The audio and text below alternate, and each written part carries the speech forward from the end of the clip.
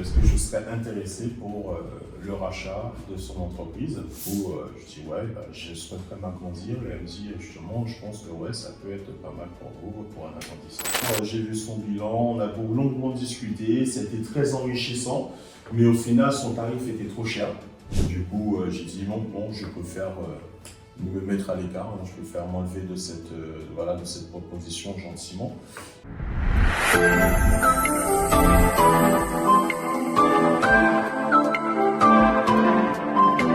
Bon, Jimmy, Ouais. bonsoir, là on est arrivé tard. Hein. Ouais. On a fait déjà pour ceux qui n'ont pas suivi, ils pourront regarder en description, en commentaire les vidéos précédentes. Hein. On a parlé de toi en tant que chef d'entreprise, Oui.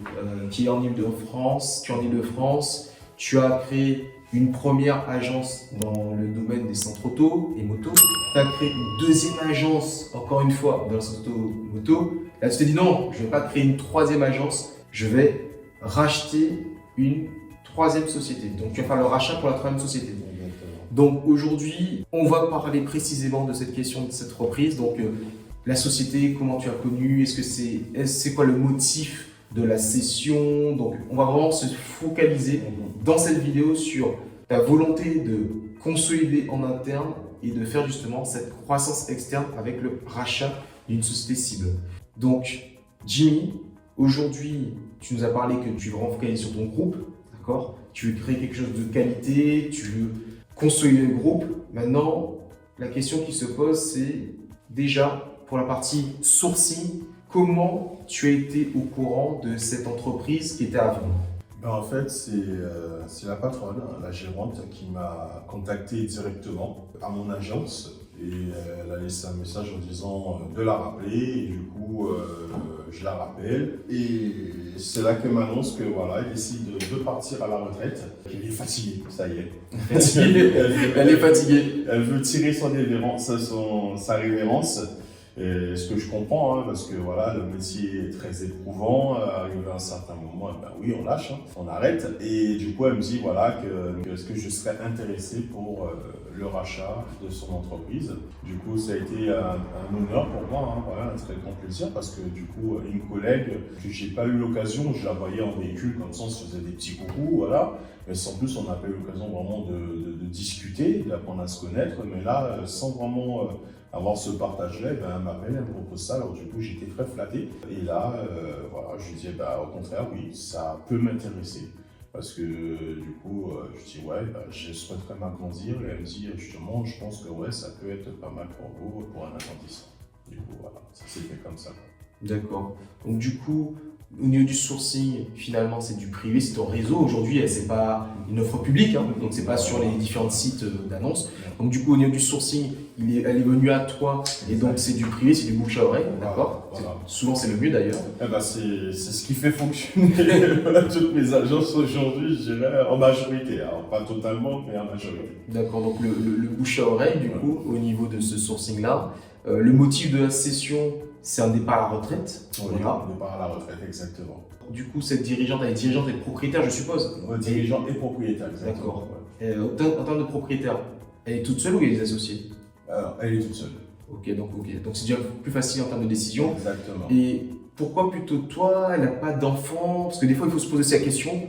Quand on parle de cession de vente, la plupart du temps, on essaye de le vendre à des proches, sa famille, son oncle, sa tante, ses enfants. Est-ce qu'elle a des enfants? Elle s'est expliqué qu'elle a voulu déjà leur demander, ils ne voulaient pas? Non, c'est vrai qu'on n'a pas abordé trop ce sujet.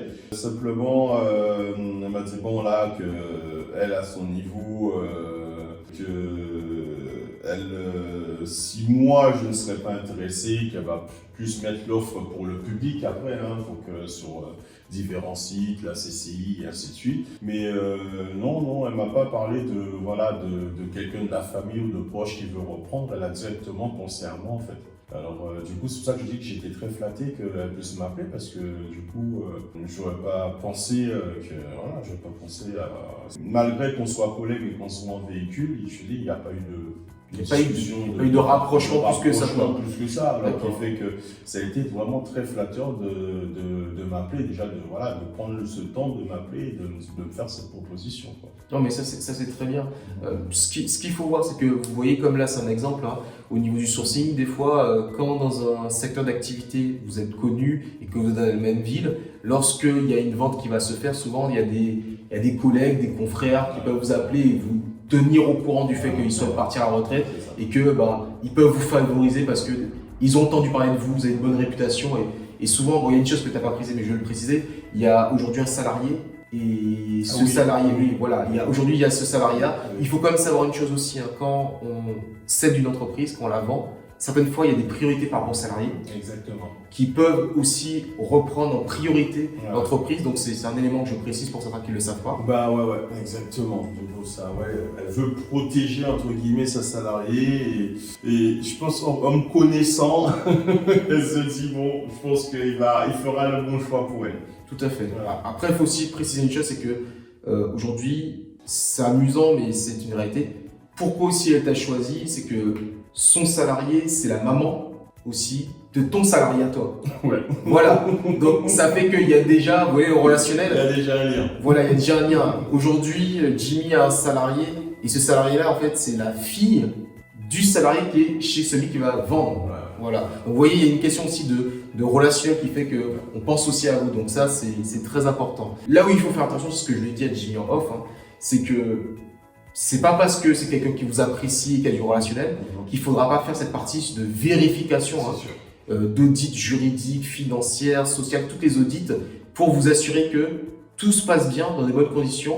Et aussi, ça peut avoir des impacts sur la valorisation du prix. Si par exemple, il y a beaucoup de dettes, il faut peut-être baisser le prix, etc. Il y a des ajustements qui se feront en fonction de l'audit qui sera fait sur le terrain. Là, du coup, tu as cette opportunité que tu as eue en bouche à oreille pour la session. Est-ce que tu peux nous faire, allez, en 2 minutes, est-ce que c'était déjà arrivé auparavant d'avoir eu des opportunités? Et si oui, vu que c'est ta première reprise d'entreprise, pourquoi tu n'es pas allé si tu as eu d'autres opportunités en termes de bouche à oreille? On t'a dit, oui, aujourd'hui, moi aussi, je vends mon auto-école. Est-ce que tu as entendu parler de certaines opportunités comme ça? Et si oui, pourquoi tu n'es pas allé? Alors, oui, j'ai eu des opportunités encore comme ça. Hein. J'en ai eu à tout casser, j'en ai eu 2. Tu en as eu 2? Okay. Il y en a 2 qui me reviennent en tête là. Alors, 2, la toute première, c'était sur Orléans. Une petite dame qui a son auto-école avec son fils. Son fils était indépendant et elle voulait partir parce qu'à cause de problèmes de santé. Okay. Voilà. Du coup, elle m'a contacté parce qu'elle avait entendu dire justement qu'on voulait se développer et tout. Du coup, elle m'a contacté. Alors, je ne sais pas exactement qu'est-ce qui lui avait dit ça, mais je pense que peut-être des inspecteurs qui ont dû parler de ça. Hein. Et du coup, elle m'a contacté. J'ai été la voir, j'ai vu son bilan, on a longuement discuté. C'était très enrichissant, mais au final, son tarif était trop cher. Il était trop cher son tarif par rapport le prix de la vente. Le prix de la vente, voilà. Le prix de la vente il était trop élevé par rapport à ce que vraiment ça valait en fait. Hein. Et j'ai essayé de voir pour la négociation, mais bon, voilà, elle tenait beaucoup à son commerce. Du coup, en fait, j'ai fait un peu le comparatif avec moi, ce que je fais sur ma première agence et ce que elle, son agence, elle fait. Je me suis dit non, ça va être compliqué. Du coup, j'ai dit non, bon, je préfère me mettre à l'écart, hein, je préfère m'enlever de cette proposition gentiment.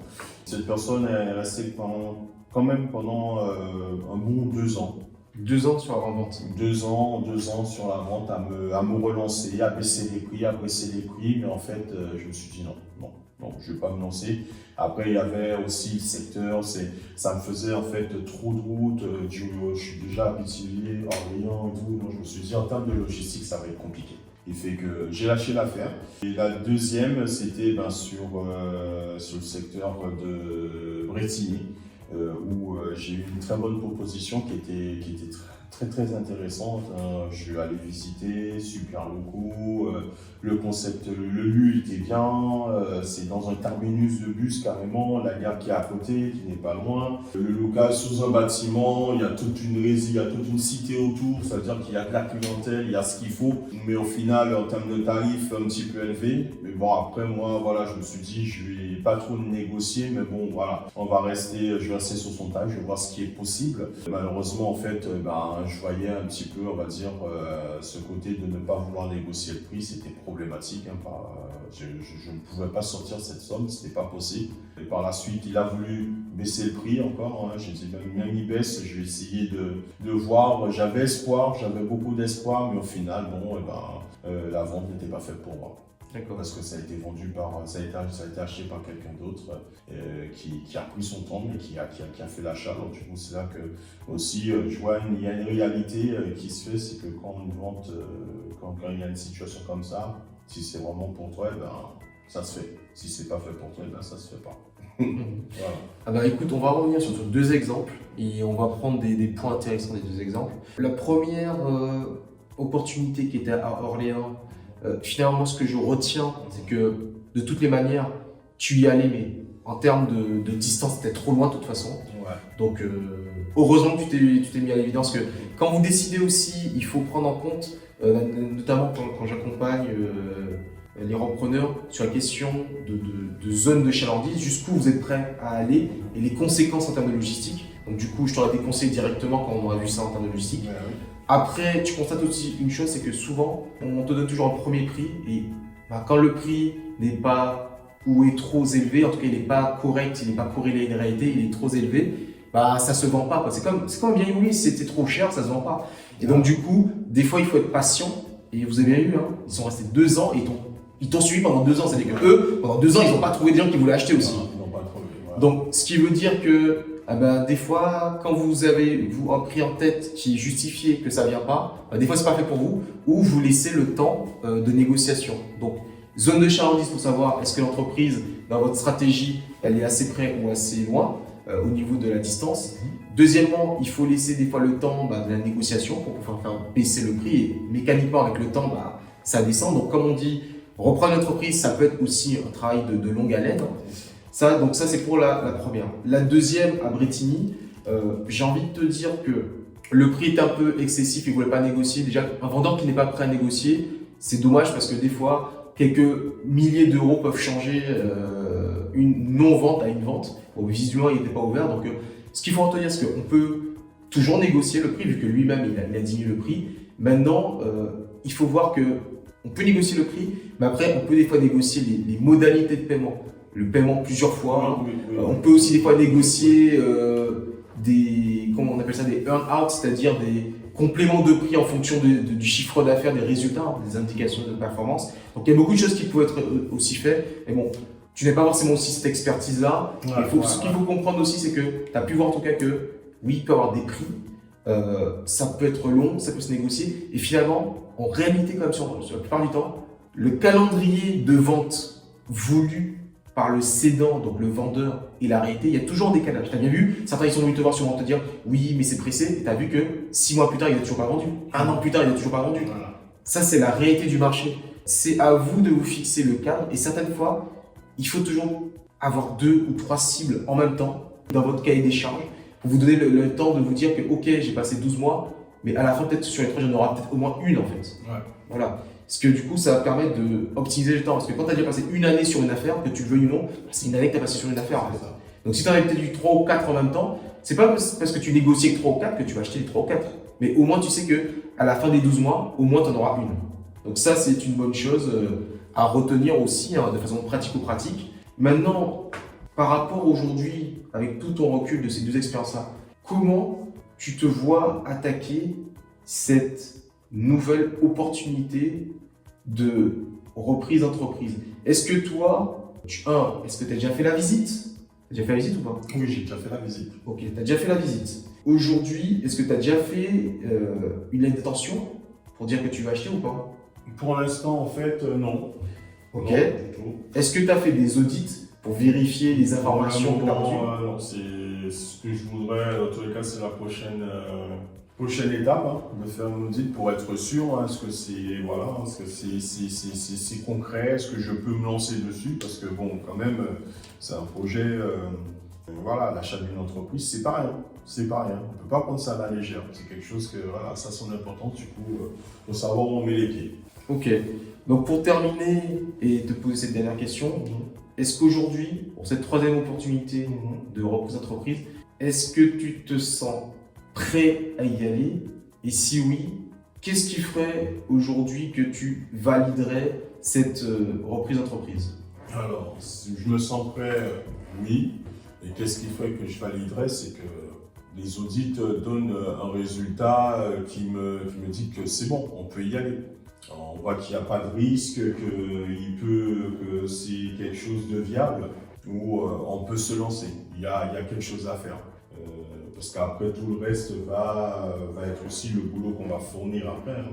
Mais en tout cas, que vraiment ce qui va me faire que je me lance, c'est qu'il y a une analyse qui est faite qui me dit ouais, c'est bon, tu peux mettre les pieds, tu peux rentrer dedans, tu peux te lancer. Et aussi, côté chiffre, voilà, faut pas se mentir. Hein. Tout à fait. Bon, en tout cas, Jimmy, voilà, tu as déjà eu 2 expériences. Ouais. Je pense que là, tu avais fait 2 expériences, tu n'avais pas été accompagné. Non, ok. Du tout. Peut-être que 3 expériences, tu seras accompagné. Ben ouais, j'espère. Donc on verra bien ça. Ouais. En tout cas, bah écoute Jimmy, on te souhaite bon courage, je te souhaite bon courage. Et bon, vous avez vu ça, c'était une interview très intéressante. Il a parlé justement de ses 2 premières expériences par rapport à des reprises d'entreprise. Vous voyez, c'est un chemin qui peut être long, il y a des informations à voir et en plus il a fait ses accompagnements. Des fois avec les accompagnements, je pense qu'il y a des choses qui seront peut-être transformées. Mais en tout cas, on continue à apprendre. Tu avais créé des agences, tu as appris, tu as créé une première agence, tu as appris pour créer la deuxième agence. Aujourd'hui, tu as dit je ne crée plus, j'apprends, je vais faire une reprise d'entreprise pour pouvoir gagner du temps, gagner de la clientèle et gagner justement en termes de chiffre d'affaires. Et donc, comme on dit, dans la vie, il faut continuer à apprendre pour pouvoir avancer. Donc voilà, mais écoutez, je vous dis de vous abonner, de liker, de commenter, de mettre la petite cloche pour suivre les prochaines vidéos. Et je vous dis à très bientôt. Au revoir.